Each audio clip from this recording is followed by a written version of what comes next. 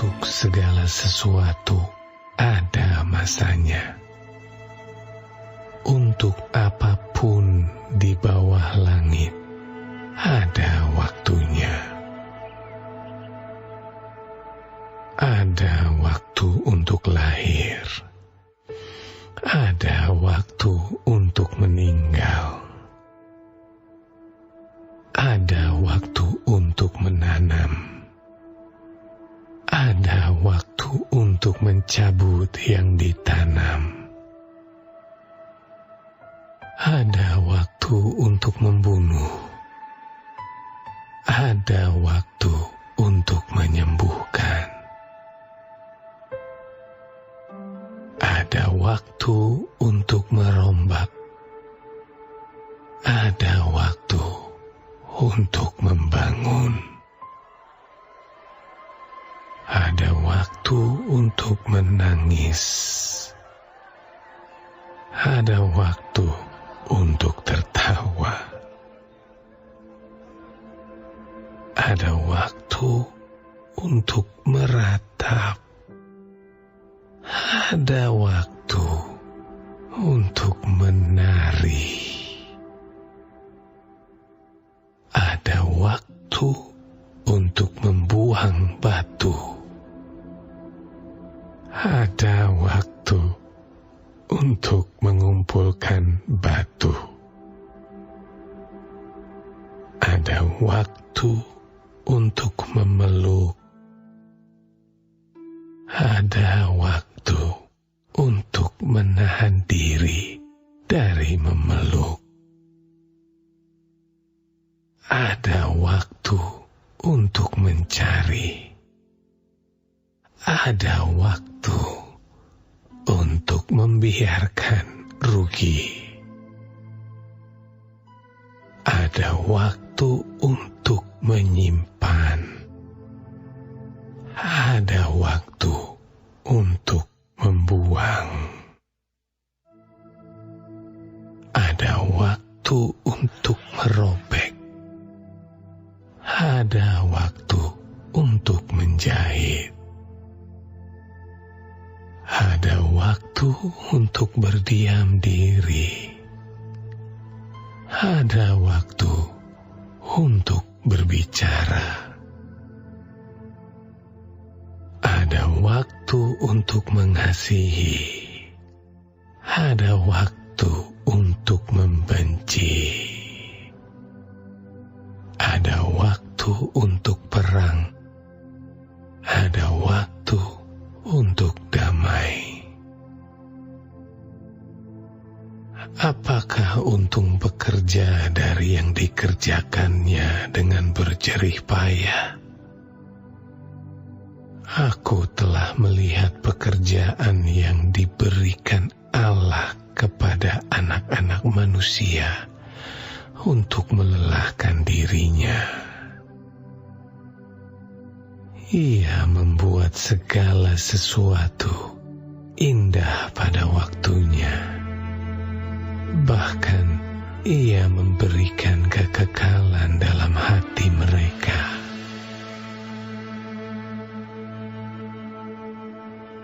Tetapi manusia tidak dapat menyelami pekerjaan yang dilakukan Allah dari awal sampai akhir. Aku tahu bahwa untuk mereka tak ada yang lebih baik daripada bersuka-suka dan menikmati kesenangan dalam hidup mereka. Dan bahwa setiap orang dapat makan, minum, dan menikmati kesenangan dalam segala jerih payahnya. Itu juga adalah pemberian Allah. Aku tahu bahwa segala sesuatu yang dilakukan Allah akan tetap ada untuk selamanya. Itu tak dapat ditambah dan tak dapat dikurangi. Allah berbuat demikian supaya manusia takut akan Dia. Yang sekarang ada, dulu sudah ada, dan yang akan ada, sudah lama ada. Dan Allah mencari yang sudah lalu.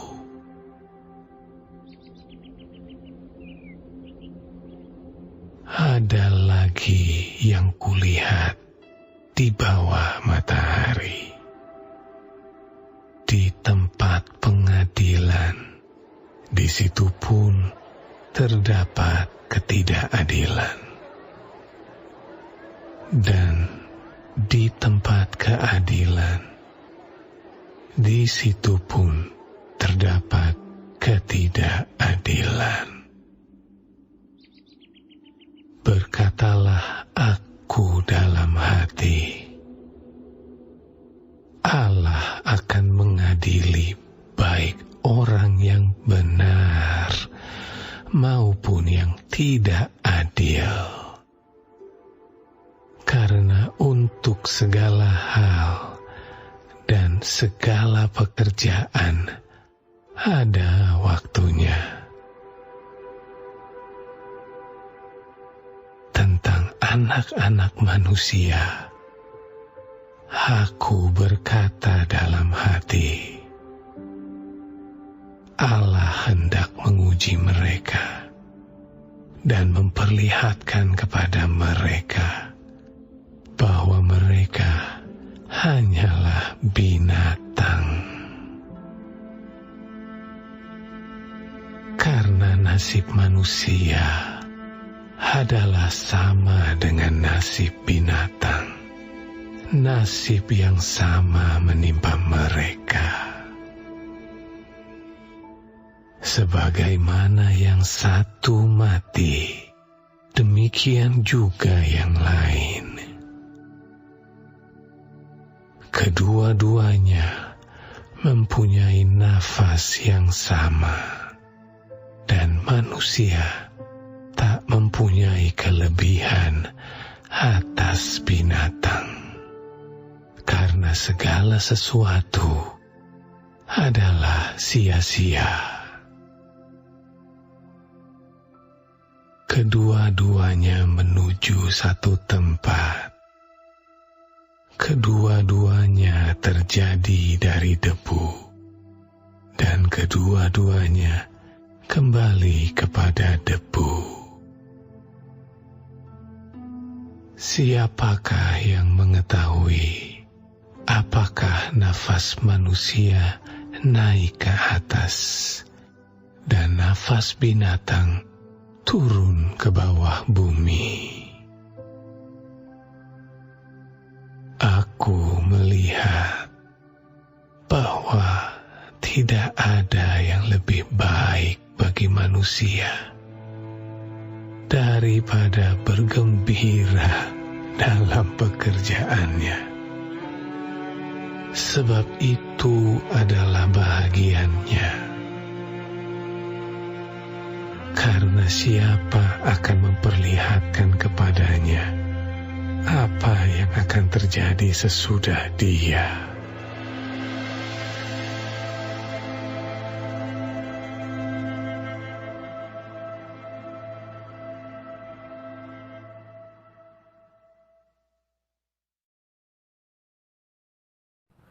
Shalom, saudara-saudaraku yang kekasih di dalam Tuhan Yesus. Puji Tuhan, kita akan mempelajari firman Tuhan dari Pengkhotbah 3. Tuhan Yesus memberkati.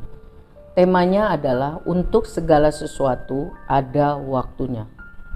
Saudara, Tuhan mempunyai rencana kekal mencakup segala hal di dalam setiap orang di muka bumi. Dan rencana Tuhan itu baik adanya.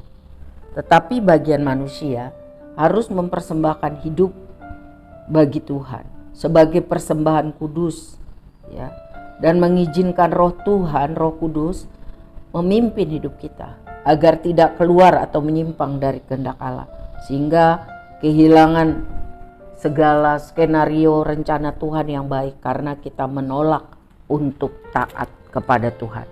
Di dalam Roma 12 dicatat ayat 1 dan 2, orang percaya seharusnya mempunyai keinginan yang tulus untuk mempersembahkan tubuh sebagai persembahan yang hidup bagi Tuhan. Artinya hidup menyenangkan hati Tuhan, hidup mengasihi Tuhan, mengabdi Tuhan, hidup di dalam kekudusan. Keinginan terbesar orang percaya kepada Tuhan Yesus seharusnya hidup ingin berkenan kepada Tuhan. Berarti memisahkan diri dari hal-hal yang berdosa yang membuat Tuhan tidak senang. Kita harus mempersembahkan tubuh kita, ya, kepada Tuhan. Kita sudah mati kepada dosa dan hidup ini, tubuh ini adalah tempat kediaman atau rumahnya Roh Kudus.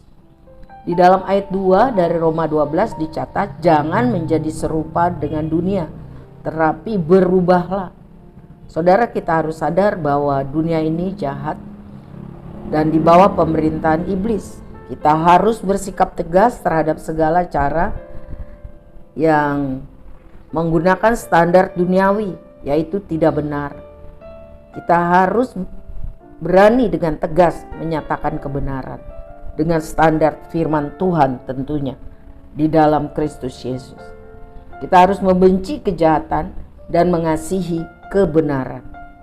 Berarti menolak untuk kompromi dengan segala sesuatu seperti keserakahan, egois, pemikiran humanistik, ya, siasat-siasat yang jahat, iri hati, benci, dendam, cemar, bahasa yang tidak pantas, yang tidak sopan, hiburan-hiburan yang tidak senonoh, pakaian yang tidak sopan, segala kedursilaan seperti narkoba, minuman keras, dan hal-hal yang biasa dilakukan oleh orang-orang duniawi yang tidak takut akan Tuhan. Sebab segala sesuatu ada waktunya. Artinya ada waktu yang Tuhan berikan kepada kita. Kalau kita tidak hormat, tidak taat kepada Tuhan, waktu itu habis, kita akan menyesal, akan mengalami kematian kekal. Ayat 11, Tuhan memberikan kekekalan dalam hati mereka.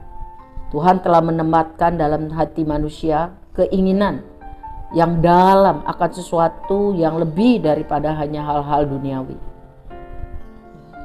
Manusia ingin hidup selama-lamanya dan menemukan nilai kekal itu dalam kegiatan hidup, tapi tidak bisa karena itu hal-hal material, kegiatan sekuler, kesenangan dunia ini tidak akan dapat memuaskan total manusia sepenuhnya. Hanya ada di dalam persekutuan yang akrab dengan Tuhan. Sebab ayat 13, kemampuan untuk hidup dan bersukacita, mengalami damai dan sejahtera, itu adalah pemberian atau anugerah Tuhan. Saat kita memiliki hubungan yang akrab dan benar dengan Tuhan, mau sungguh-sungguh menundukkan diri kepada Tuhan, menjadikan Tuhan penguasa satu-satunya dan yang terutama dalam kehidupan, maka Tuhan akan memberikan sukacita, damai sejahtera dalam segala hal. Walaupun selama di dunia ini masalah, persoalan, penderitaan boleh datang, tapi penyertaan Tuhan Immanuel ada bagi orang yang sungguh-sungguh hidup mengasihinya. Di ayat 16-17 mengenai di situ pun terdapat ketidakadilan. Saudara, di dalam dunia ini maksud rencana Tuhan yang baik sempurna itu telah tercemar oleh ketidakadilan, kefasikan, kebebalan hati manusia. Tetapi Salomo dengan hikmat Tuhan mengatakan bahwa Tuhan pada waktu Tuhan sendiri akan menghukum orang-orang yang fasik dan bebal, serta memberikan upah kepada orang-orang yang hidup benar, hidup yang melakukan kehendak Tuhan. Hal itu hanya bisa didapat jika kita hidup dipimpin oleh Roh-Nya Tuhan. Ayat 19